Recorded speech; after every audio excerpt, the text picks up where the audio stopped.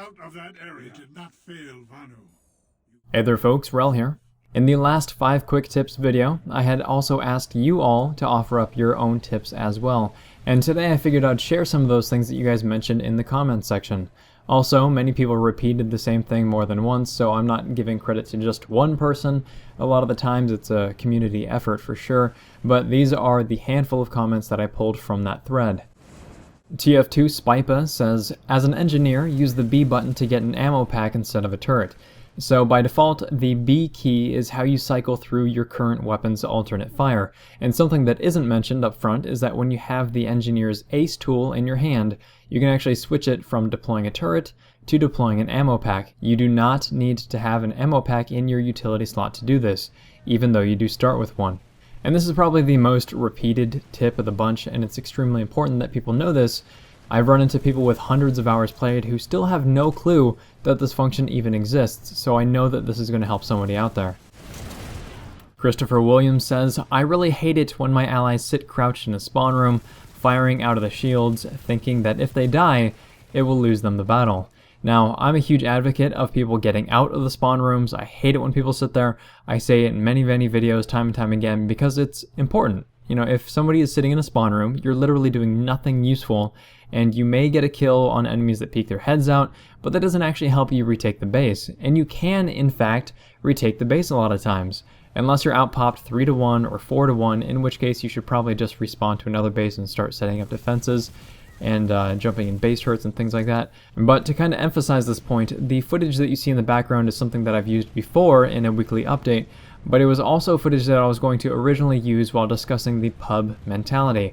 I'm going to scrap that and gather some more recent footage, but either way, in this footage, you'll see a lot of teammates just sitting indoors, they're doing nothing useful, and you'll see me rushing in, killing people, and dying over and over and over. And I got to this battle very late, and I was still able to get on top of the scoreboard.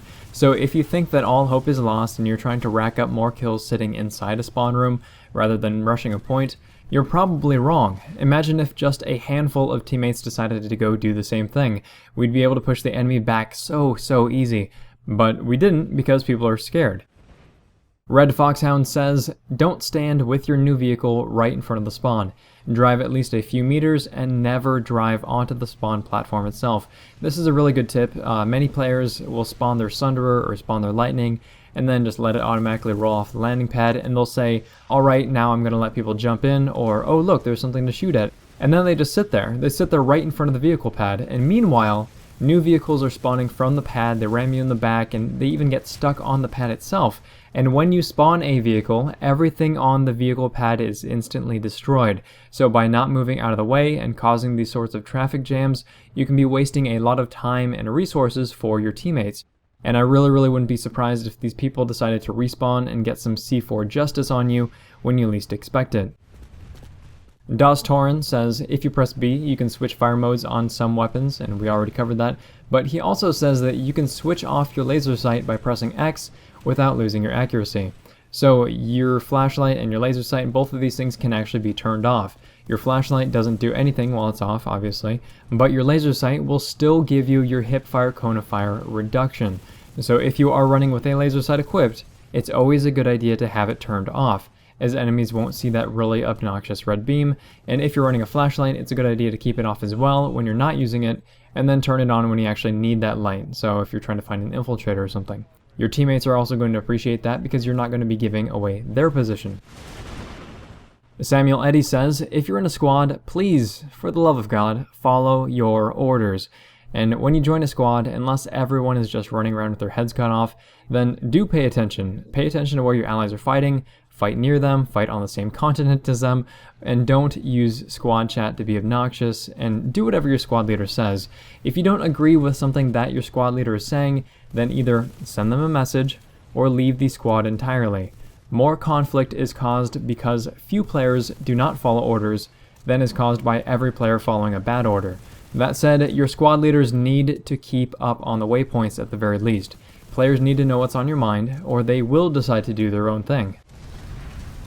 Chris Bingley says, one tip I would suggest is that if you see an ally on Overwatch by a doorway, do not stand in the doorway. I've been killed on more occasions than I care to admit simply because I had to hold my fire to avoid hitting a teammate.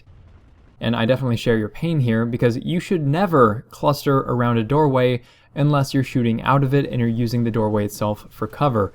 In most situations though, you aren't. You are actually covering the doorway so that enemies can't get in, not the other way around. The best way to defend a doorway is to stand away from it and cover it at an angle, or kind of slice a corner. As an added bonus here, if you are in the front row and there are a lot of allies around covering the same doorway or what have you, crouch down so that people aren't shooting you in the back of the head, or don't have to make an active effort to try not to. Unhexenium says, class terminals restore shields and special abilities instantly. This is extremely helpful if you are a heavy or an infiltrator guarding a deployed sunderer. Also, if you are low on health and there are no medics around and you don't have any medical kits available, you can swap to the medic class, use the medic special ability, and then change back. And this is good advice all around. Heavies can pick up rockets to ward off air threats when they run out, infiltrators can refill their darts, engineers can instantly remove heat from their repair tools, which is useful if you're repairing a Sunday that's under fire, etc, etc. And in the community call episode where we reviewed the Raider loadout, you'll see me doing the same exact thing. I'm restocking concussion grenades, I'm restocking shields and overshield, and it's because of that that I'm able to go on a nifty little streak. Born Flunky says, here's a tip for newbies. If you're having trouble killing people head on, try delegating yourself to a support role. And that's good advice in itself. Medics can heal, engineers can repair and drop ammo, infiltrators can provide radar coverage. This is all good stuff and it helps you pick up on some experience as well. It may not even be that you have trouble killing people per se, but if your computer doesn't run well enough to handle a big fight, then support roles are still a great way to be useful even without firing your weapon. Terranin says, most importantly, whatever you do, learn from your mistakes and reflect on your achievements. And this is where I'm going to end the episode because it's one of the most helpful mindsets that you can possibly practice, not just in this game but also in life. Every kill, every death, every match won or lost, it gives you an opportunity to ask yourself, okay, what did I do wrong, what did I do right, and what could I have done better? A lot of people tend to ignore this opportunity and opt for an emotional reaction instead, like sending somebody a nasty message because they happen to be using a weapon that you think is cheap. So instead of thinking, okay, well, if he has a shotgun, how do I neutralize that advantage? Many people will just stomp their feet and they'll throw a temper tantrum because the enemy isn't playing by their rules. The enemy isn't playing the way that they want them to play.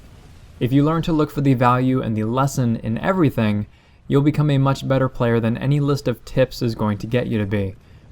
If this video has been interesting, helpful, or entertaining, please feel free to like, subscribe, tell your friends about the channel, and if you have any tips you'd like to add, certainly feel free. Like we mentioned at the start of this is just a very short list of comments from the last tips video, and it's very likely that we'll be doing one of these again in the future. Thanks very much, folks. Wrel signing off.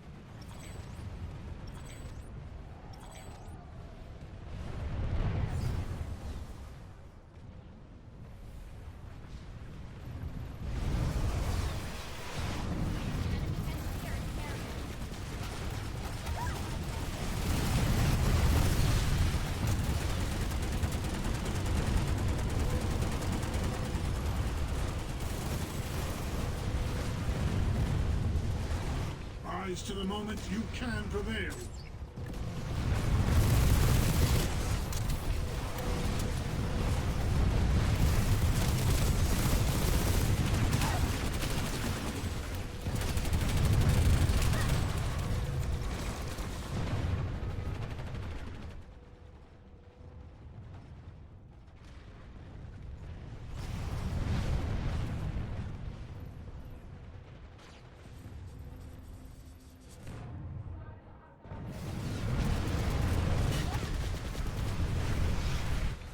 To lose this facility.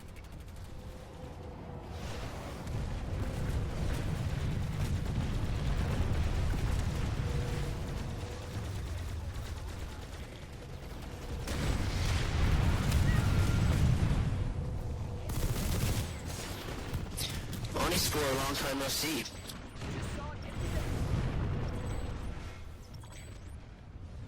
We've lost the facility.